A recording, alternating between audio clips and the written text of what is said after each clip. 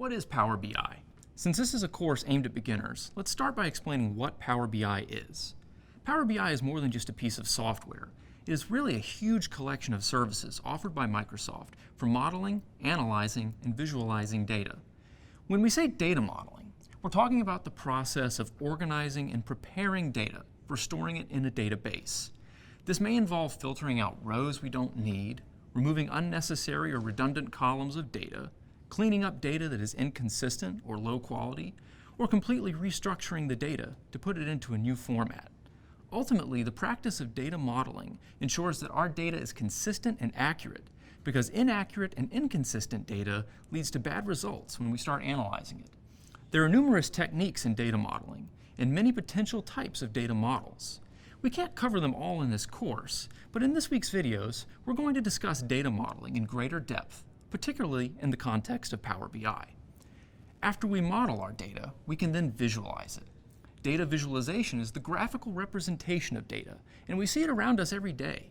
For example, in newspaper and magazine articles telling us about the state of the economy, or showing how a sports team's fortunes have declined over time, or showing how much time is left until we reach a deadline at work.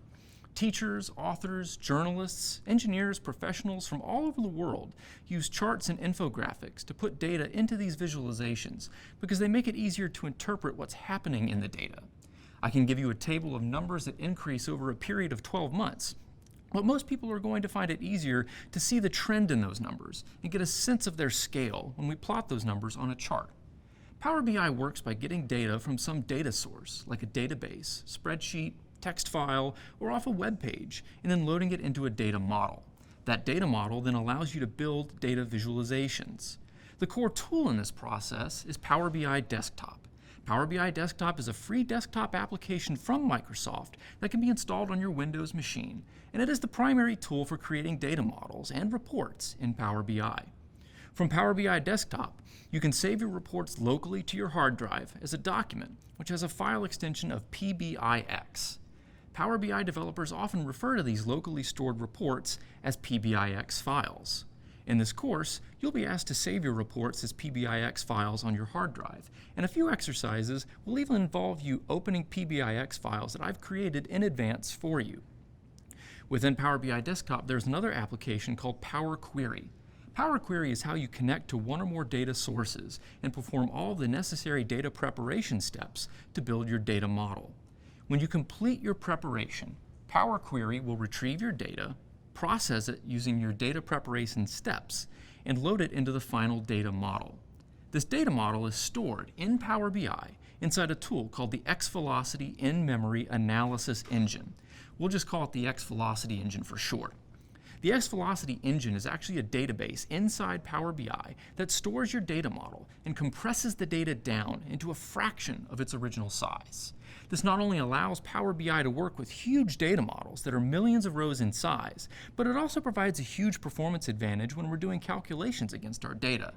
You'll never see the xVelocity Engine with your own eyes, but it is an integral part of Power BI. With the data securely stored and compressed within your data model, you use the report editor in Power BI Desktop to build your data visualizations, including all of your charts, tables, maps, and other content that helps you tell the story of your data. We'll spend the majority of our time in this course inside the Power BI Desktop report editor, and we'll often navigate back and forth between it and Power Query as we create and tweak our data models. Beyond Power BI Desktop, there are actually many other capabilities we could explore in the Power BI universe. Probably the most important feature after the ability to create reports is your ability to share them with your colleagues across your organization, or even embed them in an app or website. After all, what good is an insightful data visualization if you're the only person who can see it? To allow you to share your hard work, Microsoft provides two platforms for hosting your finished Power BI reports. The biggest of these platforms is the Power BI Service. This is an online software-as-a-service portal accessible through PowerBI.com. The Power BI Service is a cloud application owned and operated by Microsoft, so it uses their infrastructure to store and run your reports. You can sign up for an account using your company or school email address. Once you've set up an account with the Power BI service, you can either upload your finished PBIX files to the Power BI service, or you can publish them directly from Power BI Desktop. From there, you can easily share the reports with your colleagues who also have access to the Power BI service. You can even share the reports publicly on your blog or website using the Publish to Web feature. We'll go into more detail about the Power BI service towards the end of the course. The second platform for sharing your reports is Power BI Report Server.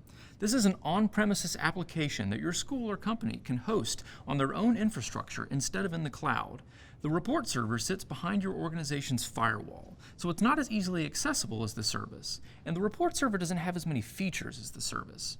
However, it's still a great and affordable way to host Power BI reports in the event your organization already has the on-premises infrastructure to support it. We won't talk much about Power BI Report Server in this course, but it's still an important part of the Power BI universe. Lastly, there is a Power BI mobile app where you can access reports from either the service or the report server on your phone or mobile device. This requires you to develop your report with a mobile layout, and I'll show you how to do that in this course. In review, this section has introduced you to Power BI Desktop and Power Query, the Power BI service, the Power BI Report Server, and the Power BI mobile app. This course will primarily center on Power BI Desktop.